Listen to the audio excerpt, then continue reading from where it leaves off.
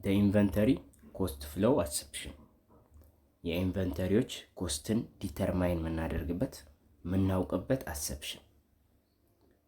ያው የምናውቅበት ስንል ምን ለማለት እንደሆነ ወደፊት አሁን ስንማማር ይገባችኋል። ኦኬ ኢንቨንተሪ ኢዝ አካውንትድ ፎር አት ኮስት። ኢንቨንተሪዎች በኮስታቸው ነው የሚያዙት የሚጠየቁት ማለት ነው። የሚያዙት ሲባል በሚያወጡት ኮስት ነው ዋጋቸው ቫልዩአቸው ዲተርማይን የሚሆነው ይለናል። ኮስትስ ኢንክሉድስ ኦል ኤክስፔንዲቸር ነሰሰሪ ቱ አኳየር ጉድስ ኤንድ ፕሌስ ዘም ኢን ኤ ኮንዲሽን ሬዲ ፎር ሴል። ኮስት የምንላቸው የኢንቨንተሪዎቹ ኮስት ብቻ አይደሉም። እንዲሁ በተጨማሪ የኢንቨንተሪዎቹን ኮስት በተጨማሪ እንዳለ ሆኖ እቃዎቹን ወደ ቦታው ወደ መሸጫ ቦታችን ለማምጣት ምን ከፍላቸው ተጨማሪ ኤክስፔንሶች ኤክስፔንዲቸሮችም እንደ ኮስት ኦፍ ኢንቨንተሪ ይቆጠራሉ። እና እነዚህ ኢንቨንተሪዎች ምን ላይ ነው አድ የሚሆኑት? ኢንቨንተሪው ላይ ነው አድ የሚሆኑት። ፍራይት ኢኖች ለምሳሌ የትራንስፖርቴሽን እኛ ከከፈልን ገዝተን እኛ ከከፈልን ያው ኮስት ኦፍ ኢንቨንተሪ ተብሎ ነው የሚመዘገበው ማለት ነው። ፎር ኤግዛምፕል ፍራይት ኮስትስ ኢንከርድ ቱ አኳየር ኢንቨንተሪ አር አድድ ቱ ዘ ኮስት ኦፍ ኢንቨንተሪ። ያው ፍራይት ኮስቶች አኳየር ለማድረግ ኢንቨንተሪዎችን ለማምጣት የተጠቀምንባቸው የከፈልናቸው ፍራይት ኮስቶች ኢንቨንተሪ ላይ ነው አድ የሚሆኑት ይለናል። በት ዘ ኮስት ኦፍ ሺፒንግ ጉድስ ቱ ኤ ከስተመር አር ሴሊንግ ኤክስፔንስ። ግን ሴል በምናደርግበት ሰዓት እኛ ለከስተመራችን ሺፕ ካደረግንለት እሱ ምንድን ነው የሚሆነው? ዴሊቨሪ ኤክስፔንስ ነው የሚሆነው። ምክንያቱም እቃውን ለማምጣት አይደለም እየከፈልን ያለው ሽያጫችንን ለማቀላጠፍ ነው እየከፈልን ያለው። ስለዚህ ያ ሴሊንግ ኤክስፔንስ ይሆናል። ዋትኤቨር ኢት ኢዝ ኮስት ኦፍ ኢንቨንተሪ የሚባለው የኮስት ኦፍ ኢንቨንተሪ ሲደመር ኢንቨንተሪውን ወደ ቤታችን ወይም ወደ መሸጫ ሱቃችን ለማምጣት ያደረግን እየከፈልነው ዋጋ አንድ ላይ ሆኖ ነው ኮስት ኦፍ ኢንቨንተሪ የሚባለው ማለት ነው። ኦኬ ይሄንን ኦቨርቪው አድርገን እንየውና ከዛ በኋላ ኮስት ፍሎ አሰፕሽንን በደንብ እንረዳለን ማለት ነው።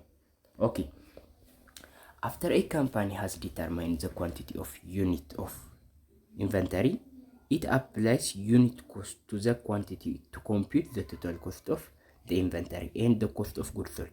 This process can be complicated if a company has purchased inventory item at different time and different price. ካምፓኒ ዲተርማይን ያደርጋል መጀመሪያ ኢንቨንተሪ ኳንቲቲ። ከዛ በኋላ ለእያንዳንዱ ዩኒት ኮስቱን ምን ያደርጋል? ዲተርማይን ያደርጋል። ከሸጠ በኋላ ሳይሸጥም ዲተርማይን ሊያደርግ ይችላል እጁ ላይ ያሉት። ይህ ፕሮሰስ ግን ኮምፕሊኬትድ ይሆናል። ስፔሻሊ ኢንቨንተሪዎቹ የተገዙት በተለያየ ሰዓት ከሆነና በተለያየ ቦታ በተለያየ ፕራይስ ከሆነ በተለያየ ዋጋ ከሆነ ማለት ነው። እንዲሁ በተጨማሪ እንትኖቹ እቃዎቹ ኢንቨንተሪዎቹ በጣም ብዙ ከሆኑ ይሄ ኮምፕሊኬሽን በጣም ብዙ ኮምፕሌክስ ይሆናል ማለት ነው። በጣም ኮምፕሌክስ ይሆናል። In such cases, when item is sold, it is necessary to determine its unit cost so that proper accounting entry can be recorded. እና በሚሸጥበት ሰዓት ዲተርማይን ማድረግ ይጠበቅብናል። ኮስቱን ነሰሰሪ ነው ያ። ምክንያቱም ዲተርማይን ካላደረግን ፕሮፐር የሆነ ሪካርዲንግ ልናደርግ አንችልም። ትክክለኛ የሆነ ሪካርዲንግ ልናደርግ አንችልም ይለናል። ስለዚህ የኢንቨንተሪዎች ኮስት ዲተርማይን መሆን አለበት። እዚህ ጋር እኔ ስፔሲፊክ አይደንቲፊኬሽን ይላል። ስፔሲፊካሊ አይደንቲፋይ ማድረግ ምኖችን እቃዎችን ይሄ በ5 ብር ከተገዛ 5 ብር፣ ይሄ በ10 ብር ከተገዛ 10 ብር እያለን ማለት ስፔሲፊካሊ ለእያንዳንዱ በተገዙበት ዋጋ ማለት ስፔሲፊክ አይደንቲፊኬሽን ኮስት። ኦኬ ስፔሲፊክ አይደንቲፊኬሽን ሪኳየር that companies keep record of the original cost of each individual inventory item. ስለዚህ እዚህ ጋር ምን ይላል? ስፔሲፊክ አይደንቲፊኬሽን የምንለው ካምፓኒ ምን ሲያደርግ ነው የኢንቨንተሪዎቹን አይተሞች እያንዳንዳቸውን ኦሪጂናል የሆነ ኮስታቸውን ሪከርድ ሲያደርግ ነው። ያ ማለት ምንም አይነት ኮስት ፍሎ አሰፕሽን ሳይጠቀም ይሄንን በዚህ ነው የገዛሁት ስለዚህ በዚህ ነው ይሄ ነው ኮስቱ ምናምን ሲል ማለት ነው። ለእያንዳንዱ የየራሳቸውን ኮስት ዲተርማይን ሲያደርግ ካምፓኒ እንደዛ ሲሆን ስፔሲፊክ አይደንቲፊኬሽን እንለዋለን። ስፔሲፊካሊ አይደንቲፋይ አድርጎ ለሁሉም ኢንቨንተሪዎች ለእያንዳንዱ የየራሳቸውን ዋጋ ሰጣቸው ይባላል።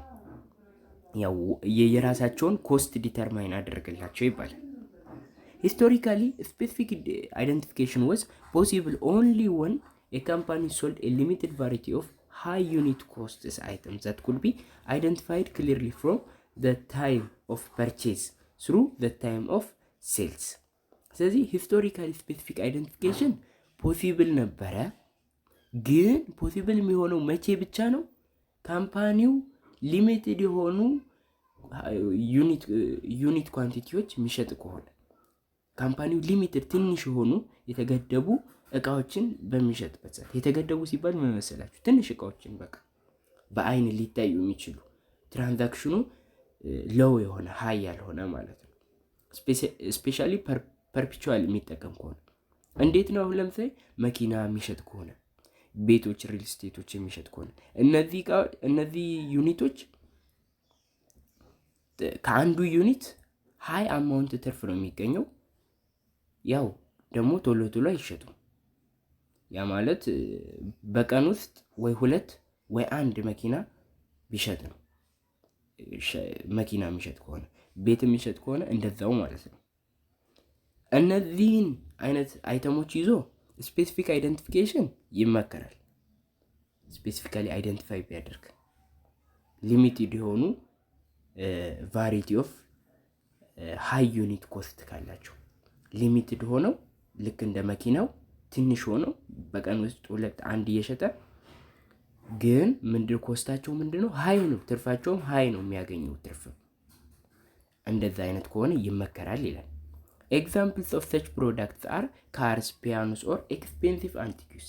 እና ለነዚህ ደግሞ ምሳሌዎች ሊሆኑ የሚችሉት መኪናዎች፣ ሪል ስቴቶች፣ ፒያኖ እና ኤክስፔንሲቭ የሆኑ ሌክዠሪ የሆኑ ነገሮች ብዙ የሽያጭ ኳንቲቲ ማይኖራቸው ግን አንዴ ሲሸጡ ብዙ የሆነ አማውንትን ሊያስገቡ የሚችሉ እቃዎችን ስፔሲፊክ አይደንቲፊኬሽንን ልንጠቀም እንችላለን ወይ ደግሞ ይመከራል።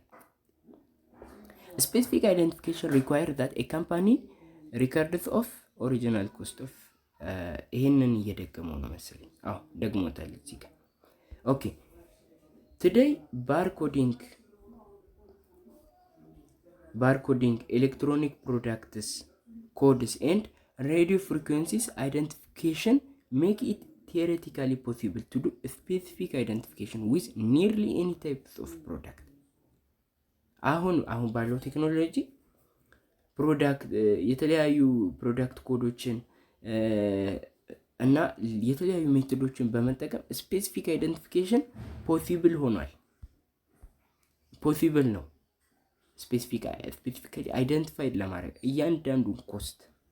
ግን ምንም እንኳን ይሄ በዚህ ሰዓት እንደዛ ቢቻልም ቴክኖሎጂው አለመስፋፋት እና ሌሎች ስንክሳሮች በውስጡ ስላሉ ይሄንን ኢምፖሲብል እንዲሆን አድርጎታል ወይ ደግሞ ኢምፕራክቲካል እንዲሆን አድርጎታል። Unfortunately for most companies the specific identification method is still not practical። ግን ምንም እንኳን እንደዚህ ቢሆን ለብዙዎች ካምፓኒዎች ስፔሲፊክ አይደንቲፊኬሽን ሜትድ ምንድነው? ስቲል ኖት ፕራክቲካል ነው። ፕራክቲስ ላይ አይውልም። ምክንያቱም አድካሚ ነው በጣም እያንዳንዱ። ለምሳሌ አስቡት፣ ሱቅ የሚሸጥ ነጋዴ እያንዳንዱን የቾኮሌትም ዋጋ የምንም ዋጋ በቀን በጣም ብዙ ትራንዛክሽን ሊኖር ይችላል። እስከ 500 ምናምን ትራንዛክሽን ሊኖር ይችላል። እያንዳንዱን ዩኒት ስፔሲፊካሊ አይደንቲፋይ ላድርግ ቢል ኮስቱን ምን ያክል እንደሆነ ተመልከቱ። ኮስቱን ምን ያክል እንደሆነ ሳይሆን ሪከርድ ለማድረግ እንዴት እንደሚያለፍ ደግሞ ብዙ በሆነ ቁጥር ኮምፕሌክስ ይሆናል። ኮምፕሌክስ በሆነ ቁጥር ያው ስህተት የመሳሳት እድላችን ይጨምራል ማለት ነው። ስለዚህ ያው ስፔሲፊክ አይደንቲፊኬሽንን ሞስት አይጠቀሙም ማለት ነው። ኢንስቴድ ራዘር ዛን ኪፕ ትራክ ኦፍ ዘ ኮስት ኦፍ ኢች ፓርቲኩላር አይተም ሶልድ ሞስት ካምፓኒ ሜክ አሰፕሽን ኮልድ ኮስት ፍሎ አሰፕሽን አባውት ዊች ዩኒት ዌር ሶልድ። እና ግን ከዚህ ሌላ እያንዳንዱን እንትን ፓርቲኩላርሊ የተሸጡትን እቃዎች ኮስታቸውን ዲተርማይን ከማድረግ ይልቅ ካምፓኒዎች አሲዩም ያደርጋሉ። ኮስታቸውን ዲተርማይን ለማድረግ አሰፕሽን እንትን ይላሉ፣ አሲዩም ያደርጋሉ ካምፓኒዎች። ይህ አሰፕሽን ምን ይባላል? ኮስት ፍሎ አሰፕሽን ይባላል። ይህም ይነግረን ምንድነው የትኛው እቃ ነው የተሸጠው የሚለውን ካወቅን በስንት ብር ነው የተሸጠው የሚለውን እናውቃለን በሚለው ማለት ነው። ስለዚህ የተለያዩ ኮስት ፍሎ አሰፕሽኖችን ይጠቀማሉ ማለት ነው ካምፓኒዎች። ምናቸውን ዲተርማይን ለማድረግ ኮስታቸውን። ከሴልስ ጋር ምንም እያያዝ ነገር የለም ኮስት ፍሎ አሰፕሽን ላይ። ኮስትን ዲተርማይን ለማድረግ ነው በቃ። አሁን እዚህ ጋር ሲሰጠን ፐርቼዝ ብሏል እዚህ ጋር። ከዛ በኋላ ቶታል እዚህ ጋር አስቀምጧል እና እንትኖች የኮስት ፍሎ አሰፕሽኖችን ጥያቄዎች በምንሰራበት ሰዓት ሴልስ ሬቬኑ አይቀመጥልንም፣ በስንት እንደሸጠን አይቀመጥልንም። ኮስቱን ብቻ ነው ዲተርማይን እንድናደርግ የሚፈለገው ማለት ነው። ኮስት ፍሎ አሰፕሽን ኮስትን ዲተርማይን ለማድረግ የምንጠቀምበት የተለያዩ መንገዶች ናቸው። ፊፎ፣ ሊፎ ምናምን የሚባሉት ማለት ነው። ኦኬ እንቀጥልሽ። A major disadvantage of specific identification method is that manager may be able to manipulate net income. For example, it can boost net income by selling unit purchase at a low cost or reduce net income by selling unit purchase at high cost. ስለዚህ ሜጀር የሆነው ዲስአድቫንቴጁ ማናጀሩ በሱ ፌቨር የሆነውን ስራ መስራት ይችላል፣ ለሱ ፌቨራብል የሆነውን ስራ። ያ ደግሞ ኔት ኢንከሙን ማናጀሩ በቀጥታ ማኒፑሌት ሊያደርግ ይችላል፣ ኢንፍሉዌንስ ሊያደርግ ይችላል። ለምሳሌ ማናጀሩ ሃይ ዩኒት የሆኑ ኮስቶችን ማለትም በሎወር ፕራይስ የተገዙ ኮስቶችን እቃዎችን እየሸጠ ትርፉን ከፍ ሊያደርገው ይችላል። እዚህ ጋር እንደሚለው ቡስት ሊያደርገው ይችላል። ኔት ኢንከሙ ምን በማድረግ ከፍተኛ ዋጋ የሌላቸውን እቃዎች ማለትም አንጻራዊ በዋጋ ዝቅ አድርጎ ካምፓኒው የገዛቸውን እቃዎችን በመሸጥ ኔት ኢንከሙን ቡስት ሊያደርገው ይችላል። ኮስቱ ትንሽ በሆነ ቁጥር ያው ገቢያችን ትርፋችን እየጨመረ ስለሚሄድ፣ በተቃራኒም ሊያደርግ ይችላል። ማናጀሩ እንደተመቸው ማለት ነው፣ ለሱ እንደሚመቸው ሊያደርግ ይችላል። ምናልባት በዚህ ወር እንደዚህ ስለሆነ ትርፍ ቀነሰ ብሎ አውቆ ራሱ ሊቀንስ ይችላል ትርፉን እንደዚህ በማድረግ እና እንደዚህ አይነቱ ነገሮች ሜጀር ዲስአድቫንቴጅ እና ሌሎችም ዲስአድቫንቴጆች ይኖሩታል ስፔሲፊክ አይደንቲፊኬሽን ማለት ነው። ግን ስፔሲፊካሊ አይደንቲፋይ የማያደርጉ ሰዎች ምን ያደርጋሉ? ኮስት ፍሎ አሰፕሽን ይጠቀማሉ። እዚህ ጋር የሚያወራው ቀላል ነገር ነው፣ ግን ዝም ብዬ እንትን ልበልላችሁ። assume that one unit is sold on May 13 for ብር 20. if this unit can be identified with each purchase, the specific identification method can be used to determine cost of unit sold. For example, if unit sold was purchased on May 18, the cost assigned to the unit is ብር 30 and the gross profit is ብር 7. ስለዚህ ይሄ ምን ይላል? አስዩም አድርጉና ሜይ 30 ላይ በ20 ብር የሆነ እቃ ሸጠን፣ አይደንቲፋይ የሆነ እቃ ምናውቀው እቃ እና ስፔሲፊክ አይደንቲፊኬሽን ሜተድን እዚህ ጋር ልንጠቀም እንችላለን ኮስቱን ዲተርማይን ለማድረግ እና እንትኑ የተገዛው ፐርቼዝድ የሆነው ሜይ 18 ላይ በ13 ብር ቢሆን ግሮስ ፕሮፊታችን 7 ብር ይሆናል። 20 ሲቀነስ 13 ይሄ ሴልስ ሬቬኑ ነው። 20 ሸጠን ያገኘነው ነው። 13 ደግሞ የሸጥነውን እቃ ለመግዛት ያወጣነው ብር ነው። if however the unit sold was purchased on May 10, the cost assigned to the unit is ብር 9 and the gross profit is ብር 11, which means 20 minus 9. The specific identification method is not practical unless each unit can be identified accurately. ስለዚህ ግን ይህ ዩኒት ሜይ 10 ላይ በ9 ብር ተገዝቶ ቢሆን ኖሮ ትርፉ 7 ብር ከመሆን ይልቅ 11 ብር ይሆን ነበር። ምክንያቱም 20 ብር ሸጠናልኛ፣ 9 ብር ደግሞ ኮስቱ ነው። ኢፍ ነው እዚህ ጋር ቢሆን ኖሮ። ስለዚህ ምንድነው እያወራ ያለው? መጨረሻ ላይ ሲያጠቃልል ምንድነው ያለው? ስፔሲፊክ አይደንቲፊኬሽንን አፕላይ ለማድረግ የግድ እያንዳንዱን እቃ በስንት እንደተገዛ እያንዳንዱን እቃ መቼ እንደተገዛ ማወቅ አለብን ማለት ነው። ያንን ደግሞ ብዙ እቃ ካለን ለማድረግ ኢምፕራክቲካል ይሆናል። ስለዚህ ሌሎች ኮስት ፍሎ አሰፕሽንን እንጠቀማለን ማለት ነው። because the specific identification is often impractical, other cost flow methods are permitted. These differ from specific identification in that they assume flow of cost that may be unrelated to physical flow of goods.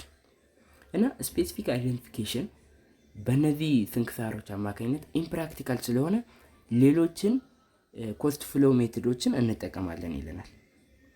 እና እነዚህ የምንጠቀማቸው ኮስት ፍሎ አሰፕሽን ዲፈር ያደርጋሉ ከስፔሲፊክ አይደንቲፊኬሽን አሲዩም ስናደርግ ኮስታቸው። እና ይህ ዲፈረንሳቸው ምን ሊፈጥር ይችላል? ከአክቹዋል ጉዱ ላይ ላይገናኝ ይችላል። ለምሳሌ አቨሬጅ የምጠቀም ከሆነ ይህንን በ5 ብር 5 እቃ በ5 ብር ብገዛና ሌላ 5 እቃ ደግሞ በ6 ብር ብገዛ አጠቃላይ 10 እቃ አለኛ 10 እቃ አለኝ። ስለዚህ አጠቃላይ ግን 11 ብር አውጥቻለሁ አይደል? ስለዚህ 11 እንላለን። ከዛ ኮስት የሚሆነው 1.1 ነው ለእያንዳንዱ እቃ ማለት ነው። 1.1 ይህም ማለት ይህንን 5 እቃ የገዛሁት በ5 ብር ሳይሆን በ5.5 ብር ይሆናል ማለት ነው። ይህንንም እቃ እንደዛው አያችኋ። እዚህ ጋር አሁን ይህንን እቃ ምንም እንኳን በ5 ብር ብገዛው 5.5 ብዬ ዋጋውን ከፍ አድርጌ፣ ይህንን እቃ ምንም እንኳን በ6 ብር ብገዛው 5.5 ብዬ ዋጋውን ዝቅ አድርጌያለሁ። ስለዚህ በዚህ መንገድ ከአክቹዋል ጉዱ ጋር ያለው ኮስቱ ተመሳሳይ ላይሆን ይችላል ይለናል። ግን ተቀራራቢ ነው። ተመሳሳይ አይደለም ማለት ያው እንትን ማለት ሳይሆን ተቀራራቢ የሆነ በጣም ክሎዝ የሆነ እንትን ይኖረዋል ማለት ነው። ኮስት እንትን ዲተርሚኔሽን ይኖረዋል። እና 3 ኮስት ፍሎ አሰፕሽኖች አሉ። ኮስትን ዲተርማይን የምናደርግባቸው አሰፕሽኖች ማለት ነው። የመጀመሪያው ፊፎ ነው። ፈርስት ኢን ፈርስት አውት። መጀመሪያ የገባው መጀመሪያ ይወጣል። ያ ማለት ይሄኛው ላይ ኢርሌፍት የገባው መጀመሪያ የገባው ኦልደስት የሆነው እቃ ይሸጣል። ያረጀው እቃ ማለት መጀመሪያ የገባው ስቶሩ ላይ ለብዙ ቀን የተቀመጠው። ይሄኛው ደግሞ የዚህኛው ግልባጭ ነው። የፊፎ ግልባጭ ሊፎ ነው። በቃ ሊፎ ደግሞ በተቃራኒው ላስት ኢን ፈርስት አውት። መጨረሻ የገባው መጀመሪያ ይወጣል። ሌት የገባው ምን ይወጣል? ፈረስት ይወጣል ማለት ነው። ኒው አዲሱ ኒው የሆነው ፈረስት ይወጣል ማለት ነው። ሌላኛው አቨሬጅ ኮስት፣ ቅድም እዚች ጋር የሰራሁት አቨሬጅ የኮስቶቹን አቨሬጅ። ይሄኛውን አቨሬጁን የምናገኘው ምንድን አድርገን ነው? ቶታል ኮስት ኦቨር ቶታል ዩኒት አድርገን እና እንቀጥል። ኦኬ there is no accounting requirement that the cost flow assumption be consistent with physical movements of goods. Company management select the appropriate cost flow method. ስለዚህ ምን ይለናል? አንድ እንትን የለም ወጥ መሆን የለበትም። የግዴታ ኮንሲስተንት መሆን የለበትም። ኮስት ፍሎ አሰፕሽናችን ካምፓኒ ፊፎ የሚጠቀም ከሆነ ሰዓት በኋላ ሊፎ ሊጠቀም ይችላል። አቨሬጅ ሜተድ ሊጠቀም ይችላል። የካምፓኒው ማናጀር ነው ሴሌክት የሚያደርገው ያንን ፊፎ ሊፎ ምናምን የምንለውን ማለት ነው። ስለዚህ ኮንሲስተንትነት አያስፈልግም እና ካምፓኒ ደግሞ ከሁለት በላይ ኮስት ፍሎ አሰፕሽኖችን ሊጠቀም ይችላል ኮንከረንትሊ በአንድ ጊዜ ውስጥ ማለት ምንም ማለት አይደለም፣ ችግር የለውም። ስለዚህ ይሄንን የምናደርገው አክቹዋሊ ዋና ዓላማው ኦብጀክቲቭ ኮስትን ዲተርማይን ለማድረግ ነው። ይሄንን እንዳረሱ ዋና ዓላማው ኮስታችንን ለማወቅ የሸጥናቸውን እቃዎች የተገዙበት ዋጋ እሱን ዲተርማይን ለማድረግ ነው። ኦኬ to demonstrate the three cost flow methods we will use periodic inventory system። ያው ዴሞንስትሬት ለማድረግ ኮስት ፍሎው ሜቶዶቻችንን ለማየት periodic inventory ሲስተምን እንጠቀማለን። we assume a periodic system for two main reasons. First, many small companies use rather than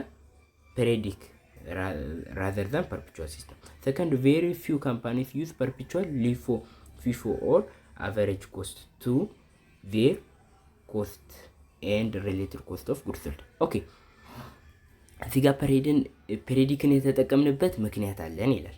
ምክንያቱም በሁለት ሪዝኖች ነው። አንደኛው በሁለት ሪዝኖች ነው ይሄንን ልንጠቀም የቻልነው ፔሪዲክን እንደ ኤግዛምፕል ልንጠቀም የቻልነው። የመጀመሪያው ካምፓኒ ፔሪዲክ የሚጠቀሙ ካምፓኒዎች ፔሪዲክን የሚጠቀሙት ስሞል ከሆኑ እና ሃይ ትራንዛክሽን ካላቸው ነው።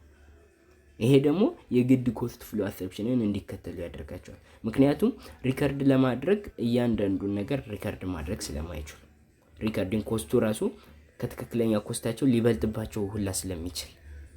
ኦኬ አንደኛ ምክንያት። ሁለተኛ ምክንያት በጣም ትንሽ ካምፓኒዎች ናቸው ፐርፔቹዋል ኢንቨንተሪ ሲስተም የተጠቀሙ ፊፎ ሊፎ ኮስት አቨሬጅ ሜተድ ምናምን የሚጠቀሙት። ምክንያቱም ፐርፔቹዋል ሲጀመር ሪኮመንድ የሚደረገው ለምንድን ነው? ለምን ካምፓኒ ነው? ከፍተኛ ዩኒት ኮስት ይዘው ትንሽ የሆነ ትራንዛክሽን ላላቸው፣ ያ ማለት መኪና ለሚሸጡ ሪል ስቴት ለሚሸጡ ምናምን አይደል ፐርፔቹዋል የሚመከረው። ለምንድን ነው? ሎው የሆነ ትራንዛክሽን ነው ያለው፣ ግን ፐር ትራንዛክሽን ብዙ ሃይ የሆነ አማውንት ነው ትርፍን ጌን የሚያደርጉት አይደል? ስለዚህ ፐርፔቹዋል ሆነው አብዛኞቹም እንደሚጠቀሙት ማለት ነው ስፔሲፊክ አይደንቲፊኬሽን ነው የሚጠቀሙት። ስፔሲፊካሊ አይደንቲፋይድ ያደርጋሉ። ኮስት ኦፍ ጉድ ሶልድ ነው አት ታይም ኦፍ ሴልስ ምን ያደርጋሉ? ይመዘግባሉ ማለት ነው። ስለዚህ ምንም ሊፎ ፊፎ ምናምን መጠቀም አያስፈልጋቸውም። ኦልሬዲ እነሱ ኮስታቸውን ዲተርማይን ያደርጋሉ። ግን ኢንኬዝ አንዳንድ ፐርፔቹዋልም አሉ ፊፎ ሊፎ አቨሬጅ ሜትድ የሚጠቀሙ በተለያየ ፋክተር አማካኝነት፣ ግን ተመሳሳይ ነው። ፐርፔቹዋልም ፔሪዲክም ቢሆን ፊፎ ሊፎ ምናምን የምንላቸው እነዚህ ኮስት ፍሎ አሰፕሽኖችን የሚጠቀሙበት መንገድ ተመሳሳይ ነው፣ ምንም ልዩነት የለውም። ኦኬ ኢንስቴድ ካምፓኒስ that use perpetual system often assumed cost called standard cost to record cost of goods sold at a time of sales። አንዳንዴ ደግሞ ምንድነው አንዳንድ ካምፓኒዎች based on the principle they follow በሚከተሉት ፕሪንሲፕል አማካኝነት የተለየ ኮስት ሊጠቀሙ ይችላሉ። ኮስት ዲተርሚኔሽን ሜትድ ስታንዳርድ ኮስት ይባላል። ለጊዜው ስታንዳርድ ሊመዘግቡት የሚችሉት ኮስት ነው። whatever it is ይሄ እንደ ተጨማሪ ማብራሪያ ነው። በፔሪዲክ ነው የምንመለከተው ፊፎ ሊፎ ምናምን አቨሬጅ ኮስት በፔሪዲክ የምንመለከተው ከፐርፔቹዋል ተለይቶ ሳይሆን በፔሪዲክ ቀላል ስለሆነ ነው ለማስረዳት። ኦኬ እንቀጥል። እዚህ ጋር እንቀጥል ሌሎቹ እንትኖች ስለሆኑ። ኦኬ ይሄኛውን እስቲ እንስራ። እስቲ ኢሉስትሬሽኑን እዚህ ጋር እኔና Okay, to illustrate the three inventory cost flow methods, we will use the data for change electronics shown in the following illustration. በሶስቱም ኮስት ፍሎ ሜትድ ዲተርማይን ለማድረግ ይህንን የሚከተለውን ዳታ እንጠቀማለን ይላል። አሁን እዚህ ጋር ካልኩሌተር እንጠቀማለን፣ እኛም እንሰራለን። ፕራክቲካሊ ፊፎ ሊፎ አቨሬጅ ኮስት ሜትድ የሚሉትን ምን እንደሆኑ ፕራክቲካሊ በደንብ እንሰራለን ማለት ነው እያየን በኤግዛምፕሎች። ኦኬ ኤሌክትሮኒክ ቼንጅ ነው መሰለኝ ስሙ፣ ቼንጅ ኤሌክትሮኒክስ ዋቴቨር ስሙ ምንም ይሁን ከስሙኛ ምንም ችግር የለብንም። ኦኬ ቢጊኒንግ ኢንቨንተሪ አለ። ቢጊኒንግ ኢንቨንተሪ ይሄ ሰውዬ ስንት አለው? 100 ዩኒት አለው። 10 ብር የሚያወጡ በአጠቃላይ 1000 ብር የሚሆን ሰውየው በተከታታይ 3ቴ ሸጧል። ማኑ ገዝቷል። ፐርቼዝ አለው 3ቴ ማለት ነው። አፕሪል 15፣ ኦገስት 24 እና ኖቬምበር 27 200፣ 300 እና 400 ዩኒት ሪስፔክቲቭሊ ማለት ነው። 11፣ 12፣ 13 ብር የሚያወጡ ሪስፔክቲቭሊ አሁን። ስለዚህ ይሄ ሰውዬ ኮስቱ ይሄንን ይመስላል ለኢንቨንተሪዎች ያወጣው። ኢንዲንግ ኢንቨንተሪው ስንት ነው? 450። ይሄ ሰውዬ በአጠቃላይ 1000 እቃዎች ነበሩት። ከዛ በኋላ 1000 እቃዎቹ ስንት ያወጣሉ? 12000 ብር ያወጣሉ። በጠቅላላ እጁ ላይ ስንት ቀርቷል? 450 እቃዎች ቀርተዋል እጁ ላይ ማለት ነው። የተሸጡት ደግሞ ስንት ናቸው? 550። አክቹአሊ እጁ ላይ ያለውን ካወቅን የተሸጠውን እናውቃለን። ምክንያቱም እጁ ላይ ያለውን ይሄኛው ቶታል አቬሌብል ፎር ሴል ነው፣ መርቻንዳይዝ አቬሌብል ፎር ሴል። ያ ማለት ፐርቼዝ እነዚህ 3 ፐርቼዞች 200 ሲደመር 300 ሲደመር 400 ሲደመር 100 ነው። ይሄኛው መርቻንዳይዝ አቬሌብል ፎር ሴል እንላለን። መርቻንዳይዝ አቬሌብል ፎር ሴል ሲቀነስ ኢንዲንግ ኢንቨንተሪ ምንን ይሰጠናል? ኮስት ኦፍ ጉድ ሶልድን ይሰጠናል። ያው ኮስትን ካስቀመጥንበት ደግሞ የሁላቸውንም ኮስት ይሰጠናል። ግን አሁን ኮስት ነው ዲተርማይን የምናደርገው። ዩኒቱን አውቀነዋል፣ የተሸጡትንም አውቀናቸዋል። ምንድነው ዲተርማይን የምናደርገው? ኮስቱን። እነዚህን ሸጠናቸዋል፣ እነዚህን ስንት እንደከፈልንባቸው እኛ የሸጥናቸው እቃዎች በስንት እንደገዛናቸው፣ የሸጥናቸው እቃዎች የተገዙበት ዋጋ ማለት ነው። ኤንዲንግ ኢንቨንተሪ ደግሞ እጃችን ላይ ያሉት የተገዙበት ዋጋ። ኦኬ ፊፎ ቢጠቀም ካምፓኒው ስንት የተሸጡት ኮስት ኦፍ ጉድ ሶልዱ ስንት ይሆናል ሊለን ይችላል። አጋጣሚ ይሄ ጥያቄ ነው። ይሄ አንድ ፊፎ ቢጠቀም መጀመሪያ የገቡት ፈርስት ኢን ፈርስት አውት ነው። ያ ማለት ይሄ ሳይሸጥ 100 ሳይሸጥ ወደ 200 አንሄድም። 200 ሳይሸጥ 300 ወደ 300 አንሄድም። ያ ማለት ደግሞ በ10 ብር የተገዛው ሳይሸጥ ወደ 11 ብር አንሄድም። በ11 ብር የተገዛው ሳይሸጥ ወደ 12 ብር አንሄድም ማለት ነው። ፈርስት የገባው ፈርስት መሸጥ አለበት። ፈርስት ኢን ፈርስት አውት። ዘ ኤርሊስት የገባው ዘ ፈርስት ይወጣል ማለት ነው። መጀመሪያ የገባው መጀመሪያ ይሸጣል። አይ ቲንክ ኮንሰፕቱ ገብቷቸዋል ብዬ አስባለሁ። ኦኬ ኮስትን ዲተርማይን እናደርግ። ፊፎ የሚጠቀም ከሆነ ካምፓኒ ያ ማለት እነዚህን ሁሉንም ይሸጣቸዋል።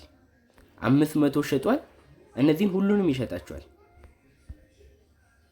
ስለዚህ 1000 ብር ይኖረዋል ማለት ኮስት። ከዛ በኋላ ከነዚህም 200 ሁሉንም ይሸጣቸዋል።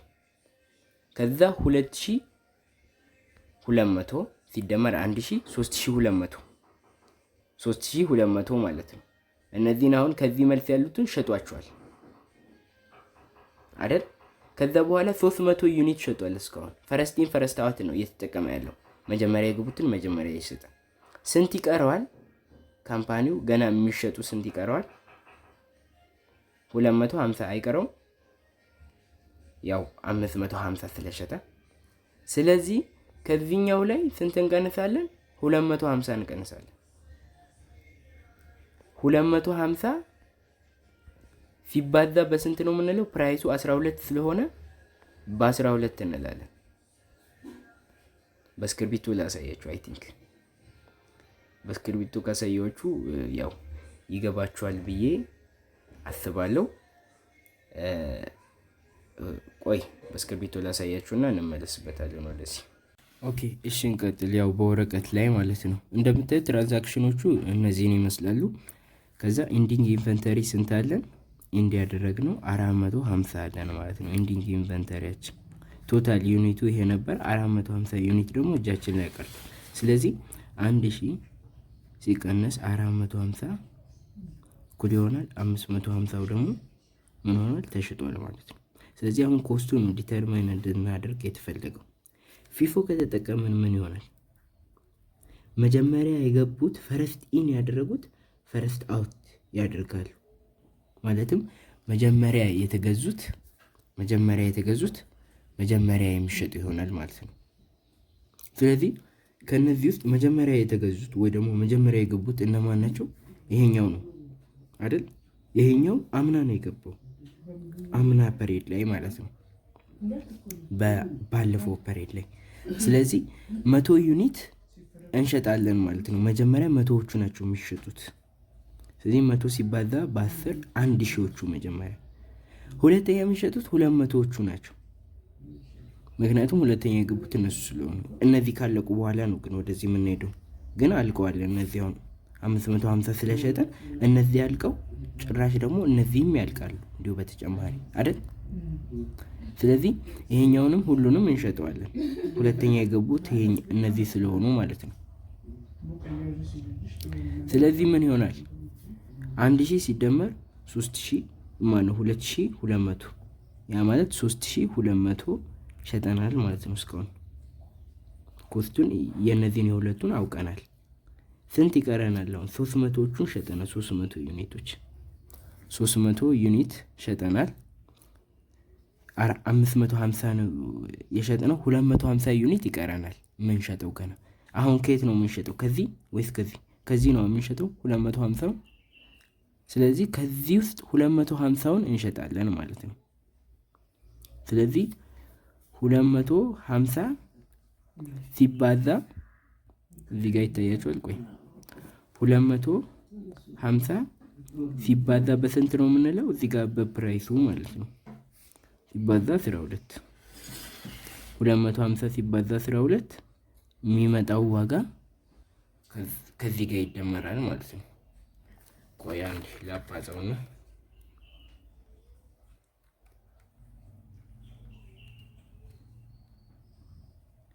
ኦኬ 3000 ይመጣል። ስለዚህ እዚህ ላይ ይደመራል ማለት ነው። 3000 እዚህ 3200 ላይ ይደመራል። ከዛ በኋላ 3000 ሲደመር 6200 ምናችን ኮስት ኦፍ ጉድስ ሶልዳችን ይሆናል ማለት ነው። ካምፓኒው ፊፎ የሚጠቀም ከሆነ ስንት ይኖረናል? 6200። መጀመሪያ 100ዎቹን ይሸጣቸዋል፣ 1000 ይሸጣል። ከዛ በኋላ 200ዎቹን ይሸጣቸዋል።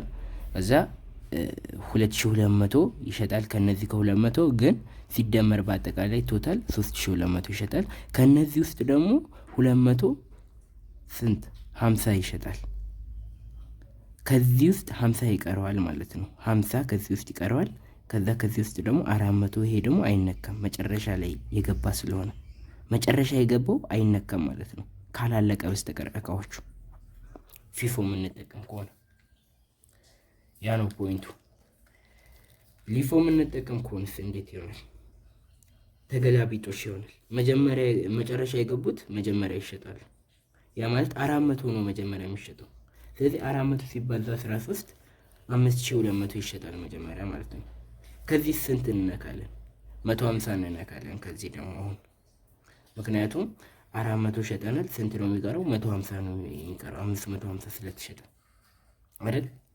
ስለዚህ 5200 ሲደመር 150 ሲባዛ በስንት? በ12 1800 ይሆናል ማለት ነው። ስለዚህ ፊፎ የሚጠቀም ከሆነ 5200 ሲደመር 1000 ይሄኛው ከዚህኛው ደግሞ ስንት?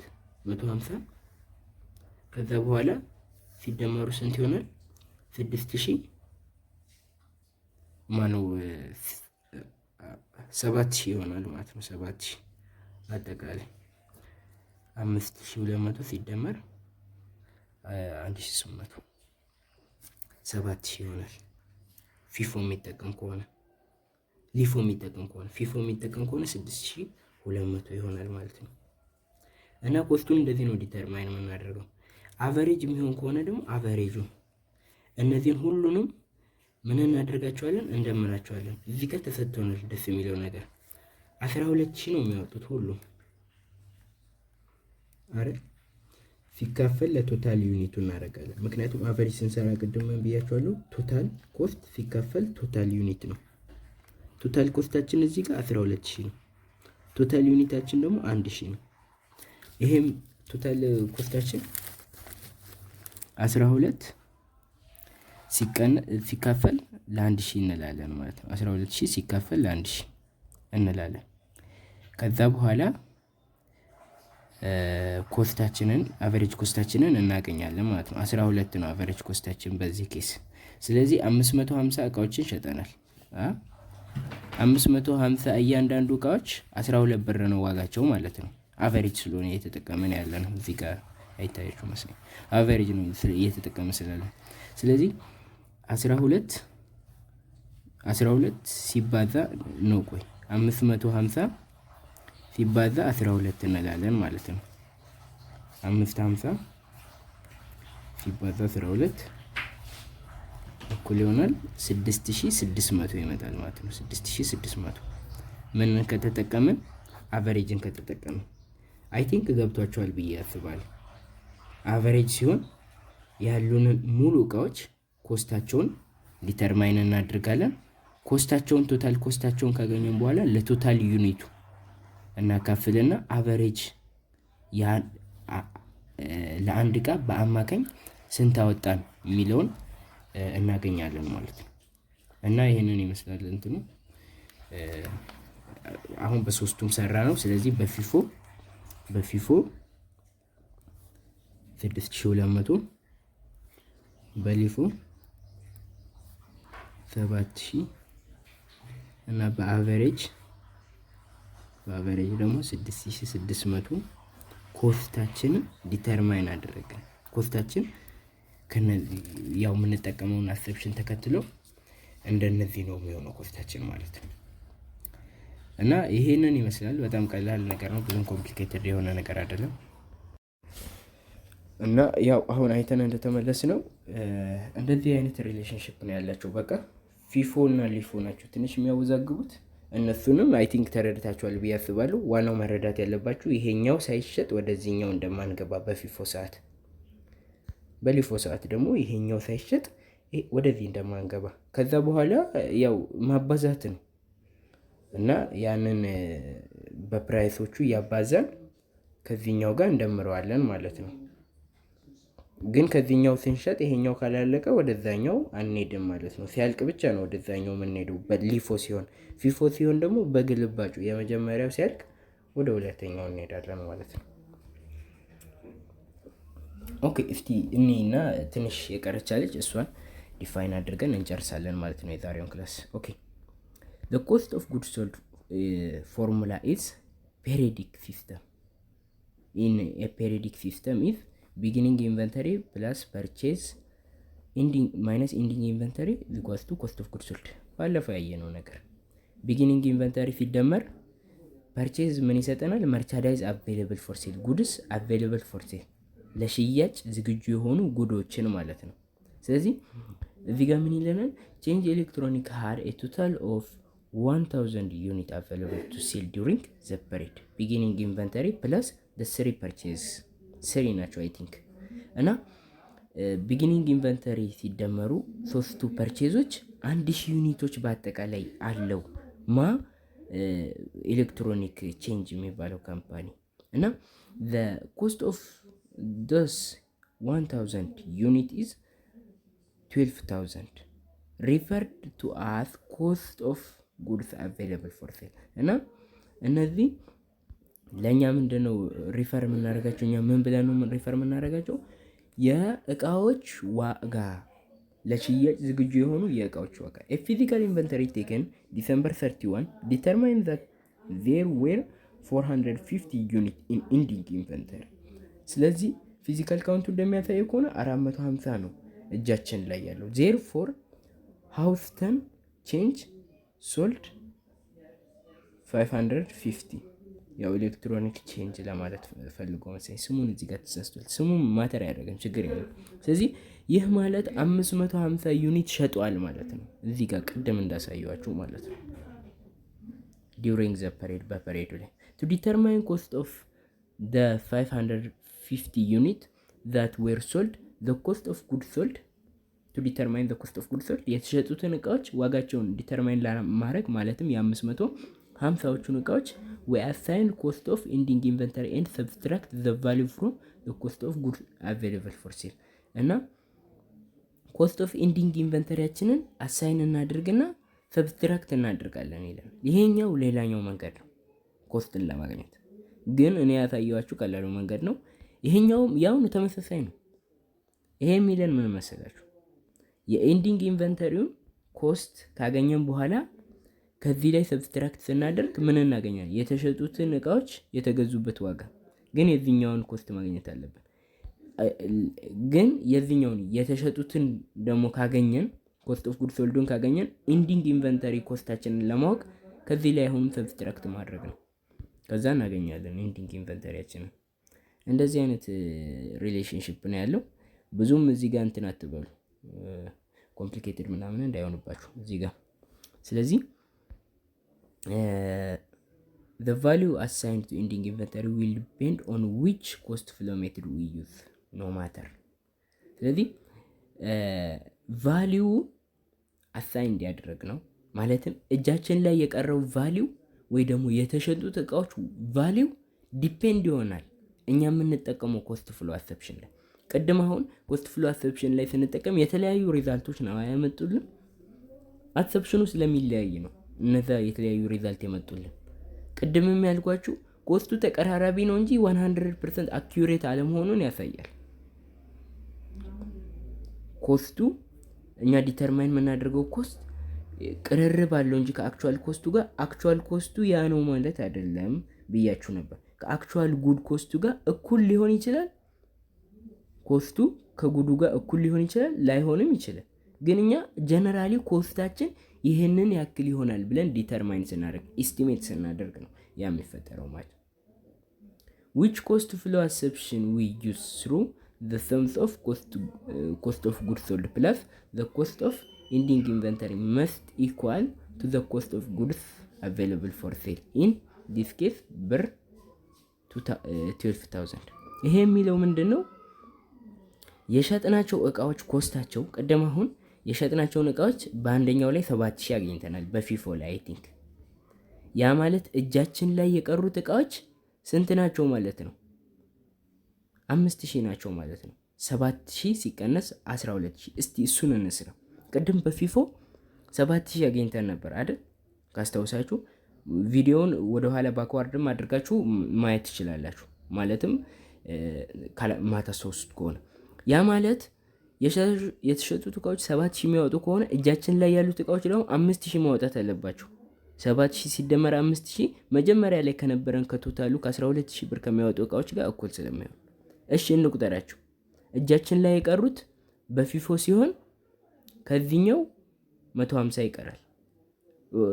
150 ይቀራል ከዚህኛው፣ ምክንያቱም ከዚህኛው 400 ሸጠናል፣ ከዚህኛው ደግሞ 150 ሸጠናል። በፊፎ በሚሆኑበት ሰዓት ከታች ወደ ላይ ስለምንሄድ የታችኛው ሳይልክ ወደ ላይኛው ስለማንሄድ ማለት ነው። ስለዚህ 150 ሲባዛ 12 እንላለን። ከዛ በኋላ 150 ሲባዛ 12 እንልና እስቲ 150 ሲባዛ 12ን አባዙልኝ። ኦኬ 150 ሲባዛ 12 1800 አይደል? 1800 ሲደመር የነዚህ የሁለቱ ዋጋ ስንት ነው? 3200 አይደል? 1000 ሲደመር 2200 3200 አይደል? 1800 ሲደመር 3200 ስንት ነው? 5000 ነው። ያንን ነው የሚያወራው። መስት ኢኳል መሆን አለበት፣ አለበለዚያ የሰራነው ስህተት ነው ማለት ነው። እንደዛ ነው የሚያወራው። የኛ ኢኳል ሆኗል። የሶስቱንም ስሩት፣ የአቨሬጁንም ስሩት፣ የሁሉንም ስሩት፣ እኩል ነው የሚመጣው። ምክንያቱም እኛ አልተሳሳትንማ። ኦኬ እንቀጥል። እዚች ጋ ኢሉስትሬሽን አለ። ጊቤ ትሬዲንግ ቢጋን ዘ የር ኤንድ ፐርቼዝ መርቻንዳይዝ አስ ፎሎ ብሎ እዚች ጋር እንትን አለ ኢሉስትሬሽን አለ። እኔ መልሱን እሰጣችኋለሁ። እዚህ ጋርም ከኢሉስትሬሽኑ በኋላ እንትን አለ፣ ይሄ ማብራሪያ አለ። ይህንን ማብራሪያ ተጠቅማችሁ ኮስት ኦፍ ጉድ ሶልዱን ኮምፒውት አድርጉ ነው የሚለው። ቼክ አድርጉ ያወቃችሁትን እስካሁን። ስለዚህ ቼክ አድርጉ፣ ፖዝ አድርጉትና ቪዲዮ በታማኝነት ሆነስትሊ ፖዝ አድርጉትና ሞክሩ። ከዛ በኋላ እኔ ጥያቄዎቹን አብራራላችኋለሁ። ትሞክሩና እናንተ ከዛ በኋላ እኔ መልሱን ነግራችኋለሁ። ከዛ ራሳችሁን የቱ ጋር እንዳላችሁ ደግሞ በዛው ታያላችሁ ማለት ነው። ኦኬ ቢጊኒንግ ኢንቨንተሪው ስንት ነው? የዚህ ሰውዬ 150 ቢጊኒንግ ኢንቨንተሪ አለው። ከነዚህ ውስጥ እነዚህ 150 40 ብር ስለሚያወጡ አጠቃላይ 6000 ብር ማለት ነው። ይሄ ሰውዬ 4 ፐርቼዝ አለው። 4 ፐርቼዝ፣ የመጀመሪያው 900 ዩኒት 40500 የሚያወጣ፣ ሁለተኛው 12000 ዩኒት በ48 ብር ዋጋ 57600 የሚያወጣ። እነዚሁም ተመሳሳይ ፐርቼዞች ናቸው። ምንድን ነው የሚለን እዚህ ጋር ማብራሪያውን እዚህ ጋር ላብራራላችሁ። the ending inventory consists 18 ዩኒት። ከነዚህ ከ3860 ዩኒቱ 3060 ተሽጦ ስንት ቀርቷል ነው የሚለን? 800 ብቻ ቀርቷል። ከነዚህ 800 ውስጥ 50ው ቢጊኒንግ ኢንቨንተሪ ላይ ከነበረው ነው ይለናል። 50 ኦፕኒንግ ስቶክ ማለት ስቶኩን ያው ቢዝነሱን ስንጀምር ኦፕን ያደርገልንበት አመቱን ስንጀምር ኦፕን ያደርገል ቢጊኒንግ ኢንቨንተሪ ማለት ነው። በቃ 150 ዩኒት ደግሞ ፍሮም ዘ ፈርስት ፐርቼዝ ይለናል። ስለዚህ ከዚህኛው ከቢጊኒንግ ኢንቨንተሪ 50 ቀርቷል። 50 ሲባዛ በ40 እንላለን። ከመጀመሪያው ፐርቼዝ ደግሞ ስንት ቀርቷል ይላል። ከመጀመሪያው ፐርቼዝ 150 ቀርቷል ይለናል። ከመጀመሪያው ፐርቼዝ 150 ቀርቷል። ከዚህ 150 ሲባዛ በ45 እንላለን። ከዛ በኋላ ከምን ይላል ዩኒት ፍሮም ዘ ፈርስት ፐርቼዝ ብሎ 200 ፍሮም ኢች ኦፍ ዘ ላስት 3 ፐርቼዝ። ከነዚህ ከሶስቱ ፐርቼዞች ደግሞ ከእያንዳንዳቸው 200 ቀርቷል። ስለዚህ እዚህ ጋር 200 ከዚህ ፐርቼዝ 200 ከዚህም 200 ከዚህም 200 ቀርቷል። አጠቃላይ ስንት ናቸው? 600። ከዚህኛው 150 ቀርቷል ከመጀመሪያው። ያው መልሱን ነገርኳችሁ ማለት ነው እንደዚህ ካደረኩ። ከዚህኛው 150 ከዚህኛው ደግሞ 50 ቀርቷል ይለናል ቢጊኒንግ ከነበረው። ስለዚህ ኮስት ኦፍ ጉድስ ሶልዱን አግኙ ነው አሁን። ኢዚ ፒዚ የሆነ ነገር ማለት ነው። እንግዲህ ራሳችሁ አባስታችሁ አገኙት። እኔ አሁን ኳልኩሌተር አልያዝኩም እዚህ ጋር፣ ወይ ደግሞ ጊዜም መፍጀት አያስፈልግም። ስለዚህ ቀላል ነገር ነው። ብዙም ኮምፕሊኬትድ አታድርጉት ፕሊስ ተማሪዎች። እና ያው እየገባችሁ እስቲ ኮመንት ላይ ምናምን ያልተመቻችሁ ነገር ካለ ነገሩ፣ ሰብስክራይብም እያደረጋችሁ ላይክም አድርጉ። ቻው፣ ወዳችኋለሁ።